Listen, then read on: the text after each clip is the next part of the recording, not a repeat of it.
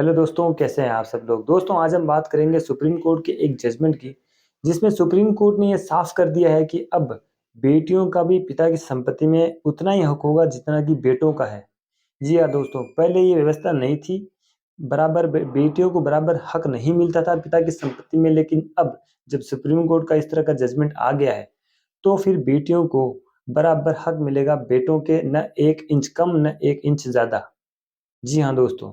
लेकिन दोस्तों, इस जजमेंट पे बात करने से पहले अगर आप हमारे चैनल पे नए हैं तो आप हमारे चैनल को सब्सक्राइब जरूर करें, बेल आइकन जरूर प्रेस करें, ताकि आने वाले हर एक वीडियो की नोटिफिकेशन आपको सबसे पहले मिले दोस्तों। तो दोस्तों, सुप्रीम कोर्ट ने अपने निर्णय में साफ कर दिया है कि अब बेटियों को भी अपने पिता की संपत्ति में उतना ही हक मिलेगा जितना कि बेटों को मिलता है। पहले ये व्यवस्था नहीं थी, लेकिन अब सुप्रीम कोर्ट ने अपने निर्णय में ये साफ कर दिया है। सुप्रीम कोर्ट ने आगे ये भी कहा है कि अगर 9 सितंबर 2005 के बाद में पिता की मृत्यु हो जाए या उससे पहले भी मृत्यु हो जाए, तो भी उसके बाद भी बेटियों का अपने पिता की संपत्ति में उतना ही हक रहेगा। 3 जजों की बेंच ने ये फैसला सुनाया है दोस्तों। सुप्रीम कोर्ट ने यह कहा है कि बेटियों का भी अब बेटों के बराबर पिता की संपत्ति में हक होगा। अगर बेटी की मृत्यु 9 सितंबर 2005 से पहले भी हो जाए तो भी इस बात से कोई फर्क नहीं पड़ता। जब सुप्रीम कोर्ट का यह आदेश है कि अगर बेटी की मृत्यु हो जाए तो उसके वारिसान जो हैं, मतलब जो नाना है, उसकी संपत्ति में वो भी हिस्सा मांग सकते हैं। जो ग्रैंड सन होते हैं वो अपने नाना की संपत्ति में अपने माँ के एवज में हिस्सा मांग सकते हैं, मतलब वो अपने माँ के अधिकार को सुरक्षित रखते हुए अपने नाना की संपत्ति में हिस्सा मांग सकते हैं। मैंने 9 सितंबर 2005 संशोधन अधिनियम के बारे में 2 बार इस बारे में जिक्र किया। इसका मतलब ये है कि उससे पहले एक नियम ये था कि अगर पिता की मृत्यु 9 सितंबर 2005 से पहले हो जाती है तो बेटियों को पिता की संपत्ति में या पैतृक संपत्ति में कोई हिस्सा नहीं मिलता था। लेकिन अब कोर्ट ने व्यवस्था खत्म करते हुए यह कहा है कि पिता की मृत्यु 9 सितंबर 2005 संशोधन कानून से पहले भी हो जाए तो भी इस बात से कोई फर्क नहीं पड़ने वाला। बेटियों का पिता की संपत्ति में बराबर हक होता है, और बेटियां जिस दिन उस घर में जन्म लेती है तब से ही वो अपने हक की बराबर हकदार होती है।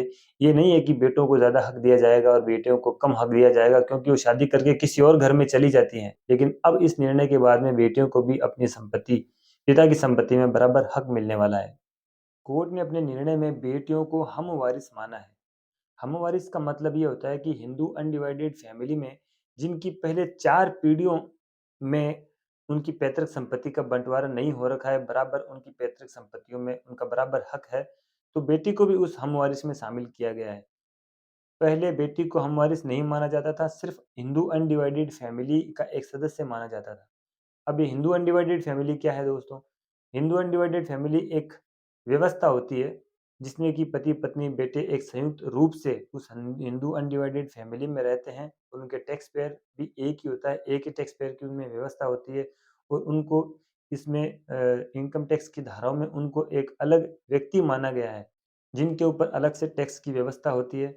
इस तरह हिंदू हिंदू अनडिवाइडेड फैमिली का उनको पहले हिस्सा माना गया था, लेकिन कोर्ट के आदेश के बाद में अब उनको हमवारिस मानने का उनका अधिकार जो है छीना नहीं जा सकता। इसी हमवारिस मानने के अधिकार के आधार पे कोर्ट ने यह तय किया कि पिता की संपत्ति में पैतृक संपत्ति हो चाहे उनकी स्व अर्जित संपत्ति हो, बेटियों का बराबर अधिकार रहेगा।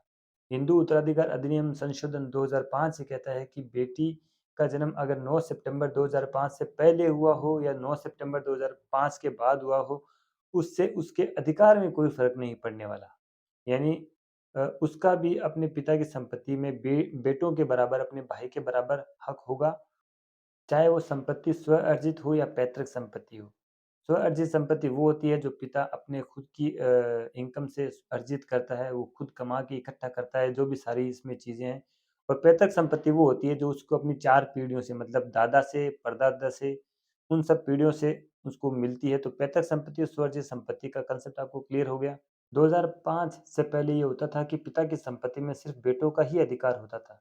बेटियों का इसमें अधिकार नहीं होता था, लेकिन अब संशोधन के बाद में बेटियों का भी अपने पिता की संपत्ति में बराबर हक रहेगा, उनको उनके हक से दूर नहीं किया जा सकता दोस्तों। लेकिन स्व-अर्जित संपत्ति के मामले में यहाँ बेटियों को थोड़ा कमज़ोर कर दिया गया है। स्व-अर्जित संपत्ति पिता की खुद की कमाई संपत्ति होती है। उसमें आप पिता पर ये अंकुश नहीं लगा सकते कि आप इसमें बेटा और बेटियों दोनों को बराबर हक दीजिए। पिता चाहे जिसको दे सकता है। जिसको जितना चाहे उतना दे सकता है, जिसको पूरा संपत्ति से बेदखल करना चाहे वो भी कर सकता है, या किसी एक बेटे या बेटी को चाहे तो पूरी संपत्ति दे, चाहे तो उसको बेदखल करे, उसमें बेटियाँ अपना हक नहीं माँग सकती। लेकिन अगर वसीयत लिखे बिना पिता की मृत्यु हो जाती है, तो फिर क्या होगा? तो फिर दोस्तों इसमें बेटा और बेटी का बराबर हक होगा। इसमें बेटे ये नहीं कह सकते कि बहन की शादी हो गई है और अब उसका उस संपत्ति में कोई हक नहीं है। जब वसीयत नहीं की गई है, जब अपनी प्रॉपर्टी का बँटवारा पिता द्वारा नहीं किया गया जाता है और उससे पहले ही पिता की मृत्यु हो जाती है, तो पैतृक संपत्ति के अधिकार तो मैंने आपको पहले बता दिए, उसमें तो बेटी अपना हक माँग ही सकती है। लेकिन स्वआर्जित संपत्ति के मामले में जहाँ पे ऐसी कोई वसीयत नहीं की गई है पिता के द्वारा, वहाँ पे बेटियाँ भी अपना हक बराबर रखती हैं, बेटों के बराबर हक रखती हैं और अपने भाइयों से बराबर संपत्ति वो ले सकती है।